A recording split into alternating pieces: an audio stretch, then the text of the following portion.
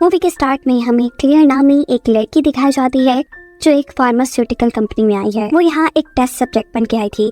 उसके साथ और भी बहुत से लोग यही इसी काम के लिए आए थे। टेस्ट सब्जेक्ट मतलब इन लोगों के ऊपर उन मेडिसिन को टेस्ट किया जाता था जो अभी तक मार्केट में आम लोगों के लिए लॉन्च नहीं हुई। वो मेडिसिन सेफ हैं या नहीं, उसका फैसला इन टेस्ट सब्जेक्ट्स को खिलाकर किया जाता है। इसमें यकीनन इनकी जान को भी खतरा है, लेकिन इस काम के लिए बहुत से पैसे मिलते हैं। टीनी ने मेडिसिन तो ले ली थी, लेकिन अभी भी वो काफी परेशान थी कि कहीं उसकी मौत ना हो जाए। इसके बाद सारे ही टेस्ट सब्जेक्ट्स को एक रूम में लेकर आया जाता है और उनसे मिलने के लिए आती है डॉक्टर रोजी, जिनके अंदर इनके ऊपर एक्सपेरिमेंट हो रहा था। वो इनको बताती है कि आप लोगों को 5 दिनों तक यहाँ रखा जाएगा और हर रोज डोज बढ़ाकर मेडिसिन दी जाएगी। आखिरी दिन आप लोगों को 85 mg की मेडिसिन दी जाएगी और वो भी अगर आप पर सेफ एक्ट करती है तो आप लोगों को यहाँ से भेज दिया जाएगा। लेकिन एक्सपेरिमेंट खत्म होने से पहले किसी भी हाल में आप इस फैसिलिटी से बाहर नहीं जा सकते। सभी लोग मेडिसिन ले लेते हैं, जिसके कुछ घंटों बाद मेडिसिन का रिस्पॉन्स चेक करने के लिए इनकी कई टेस्ट की जाती है, जैसे blood pressure test, urine test, blood test. काफी टाइम तक तो सब नॉर्मल था, लेकिन फिर अचानक क्लेयर को वॉमिट आ जाती है। वो जब वॉशरूम में जाती है तो वहाँ उसे एक आमिर नाम का लड़का मिलता है जो उसे बताता है कि मैं एक मेडिकल स्टूडेंट हूँ और मैं पहले भी ऐसे एक एक्सपेरिमेंट का हिस्सा रह चुका हूँ। फिर हम देखते हैं कि अब रात हो चुके हैं। जब सभी लोग सोने की कोशिश करते हैं तो किसी को भी नींद नहीं आ रही।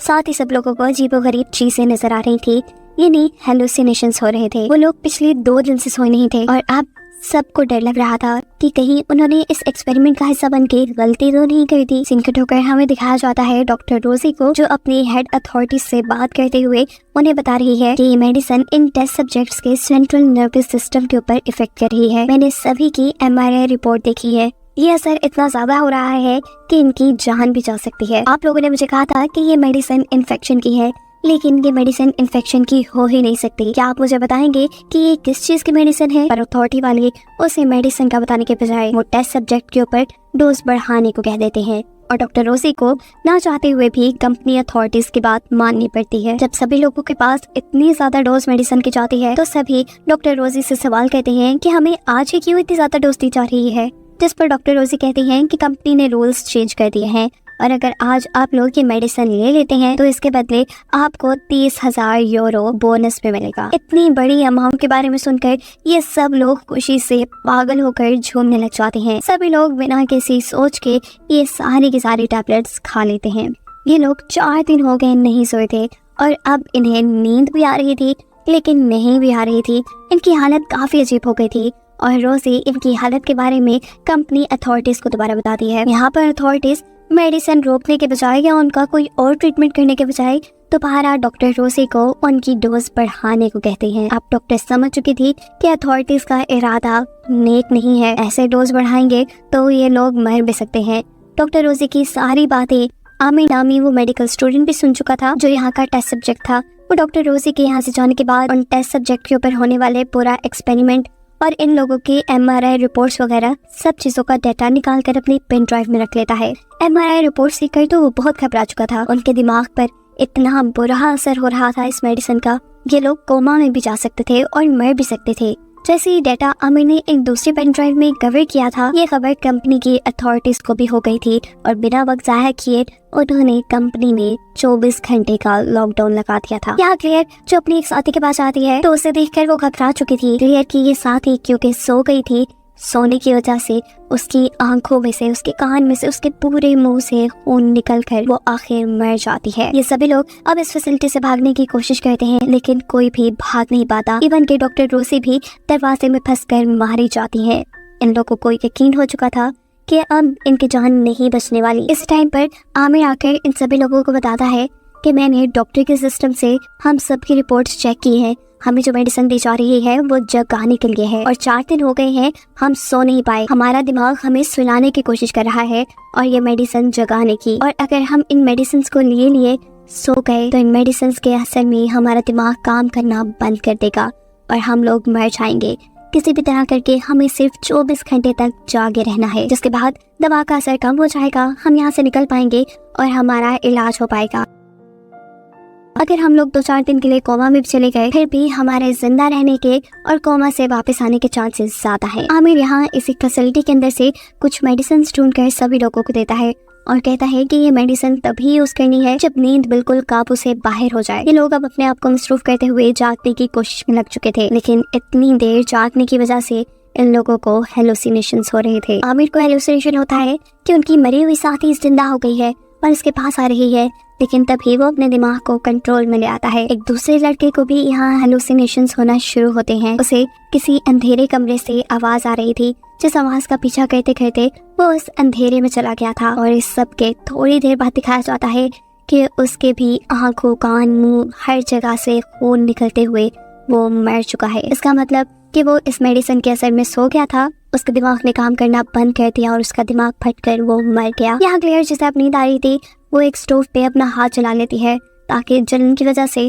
उसे नींद ना आए। क्लेयर अब इन सबसे कहती है कि मुझे नहीं लगता कि हम लोग 24 घंटे तक बच पाएंगे, हमें यहाँ से निकलने का कोई रास्ता ढूंढना ही होगा। ये लोग अब एक दरवाजे नुमा चीज को तोड़ने की कोशिश में लग जाते हैं, लेकिन बहुत खुदाई करने के बावजूद भी उन्हें यहाँ से बाहर जाने का रास्ता नहीं मिलता। अब दवाइयों के जरिए से इन लोगों को ऊट-पटांग की सोच भी आ रही थी। एक लड़की को लगता है कि शायद आमिर कंपनी के साथ मिला हुआ है, इसीलिए तो उसे इतना नॉलेज है। वो अपना इलाज ढूंढने के लिए आमिर को बांधकर उसे मारना शुरू कर देते हैं, लेकिन आमिर तो इससे ज्यादा खुद भी कुछ नहीं जानता था। वो खुद इन्हीं की तरह टेस्ट सब्जेक्ट था। यहाँ दो लड़के उससे मिलकर पूछते हैं, बताओ यहाँ से बाहर जाने का रास्ता कहाँ है, नहीं तो हम तुम्हें मार देंगे। इससे पहले कि वो उन्हें मार देते, यहाँ क्लेयर आकर रोक देती है। और दूसरी तरफ हमें दिखाया जाता है कि एक और लड़की आमिर को मारने के लिए नींद का इंजेक्शन भर चुकी थी, क्योंकि उसे शक था कि आमिर ने कंपनी की मेडिसिन ली ही नहीं, उसके ऊपर मेडिसिन का कोई असर नहीं, और अगर वो सो भी गया तो भी नहीं मरेगा। और इससे पहले कि वो आमिर को इंजेक्शन लगाती, उसे खुद हेलुसिनेशंस हो जाते हैं। ऐसे में वो सो जाती है, उसका दिमाग भी कंट्रोल से बाहर होकर फट जाता है। बाकी सभी लोगों की तरह आंख, मुंह, नाक, कान से खून आते हुए वो भी मर जाती है। जहाँ क्लेयर को भी अब हेलुसिनेशंस होने लगे थे, वो 90% तक सो चुकी थी, और इससे पहले कि वो भी मर जाती, वो अपने दिमाग को कंट्रोल में करते हुए आमिर के दी हुई जगाने वाली दवाई खा लेती है और होश में आती है। और इसी दौरान उसे दीवार में एक छुपा हुआ दरवाजा नजर आता है, जिसके बारे में वो अपने साथियों को बताती है। ये लोग इस कमरे को खोल देते हैं और पता चलता है कि ये कमरा तो मुर्दों को रखने की जगह है, और यहीं पर एक लिफ्ट भी बनी है जिससे शायद मुर्दों को ऊपर या नीचे लाया जाता था। ये लोग अब इसी लिफ्ट को इस्तेमाल कर नीचे जाने का सोचते हैं। आमिर को भी अब हेलुसिनेशंस हो रहे थे और उससे दिखाई दे रही थी डॉक्टर रोजी, जो उसे कहती है कि इन सब ने तुम्हें धोखा दिया है, ये सब तुम्हारे साथ बुरा कर रहे हैं, तुम उठो और उठकर सबको मार दो। और दूसरी तरफ इन्हीं के एक साथी को आमिर का एक लेटर मिलता है जिसमें उसने लिखा था कि लॉकडाउन की वजह मैं ही हूँ। ये पढ़कर उस लड़के को बहुत ज्यादा गुस्सा आ जाता है और वो आमिर के पास जाकर इस लेटर के बारे में पूछता है। आमिर कुछ नहीं बोलता, और इससे पहले कि वो आदमी आमिर के ऊपर हमला करके आमिर को मार देता, आमिर अपने आप को छुड़वाते हुए उसी के ऊपर हमला करते हुए बेदर्दी से उसे मार देता है। और ये चीज क्लेयर और उसका दूसरा साथी भी देख चुके थे। आमिर इन लोगों के ऊपर हमला करने के लिए भी आगे बढ़ता है, लेकिन ये दोनों भागती हैं। वो आदमी भागकर उसी रूम में आ जाता है जिसे ये लोग लिफ्ट समझ रहे थे, जिसको बंद करते ही वहाँ आग लग जाती है। ये कमरा असल में लिफ्ट नहीं थी, बल्कि डेड बॉडीज को जलाने वाला कमरा था। शुक्र के उसने क्लियर के जाने से पहले ही इस कमरे का दरवाजा बंद कर लिया था। आखिर वो फिर बच गई। अब कंपनी के लॉकडाउन के 24 घंटे भी पूरे हो चुके थे। अचानक फैसिलिटी का दरवाजा खुलता है और यहाँ से आमिर बाहर जाने की कोशिश करता है, लेकिन उससे पहले ये गार्ड यहाँ आकर उसे शूट करके मार देते हैं, क्योंकि उन्हें कंपनी की तरफ से हुक्म मिला था कि जो भी बचे उसे मार दिया जाए। अपनी जान बचाने के लिए यहाँ क्लियर डेड बॉडीज वाला कपड़ा पहन लेती है ताकि गार्ड्स को लगे कि वो मर गई है। गार्ड सभी डेड बॉडीज को उठाते हैं और साथ में क्लियर को भी उठाकर अपनी वैन में डाल देते हैं। जहाँ रास्ते में वो खड़ी हो जाती है, उसे देखकर ड्राइवर डर जाता है। उन लोगों का एक्सीडेंट होता है जिसमें अब ड्राइवर मर चुका था और क्लियर जिंदा बच गई थी, पर उन मेडिसिन के जरिए असर अब वो कोमा में जाकर वहीं नीचे सड़क पर पड़ी थी। सीन कट होकर हमें 4 साल बाद का सीन दिखाया जाता है। क्लेयर एक हॉस्पिटल में एडमिट है और अभी तक कोमा में है। जिसमें बताया जा रहा है कि वो फार्मास्यूटिकल कंपनी जिन्होंने इन 7 लोगों के ऊपर एक्सपेरिमेंट किया था, उनके ऊपर इन 7 लोगों को मारने का केस था, जिसका इल्जाम डॉक्टर रोसी पे लगाते हुए कंपनी वालों ने ये केस बड़ी ही आसानी से खत्म कर दिया था। और अब आखिरी सीन में दिखाया जाता है क्लेयर कोमा से जाग गई है, जो अब असल कसूरवारों को सजा दिलवा के रहेगी।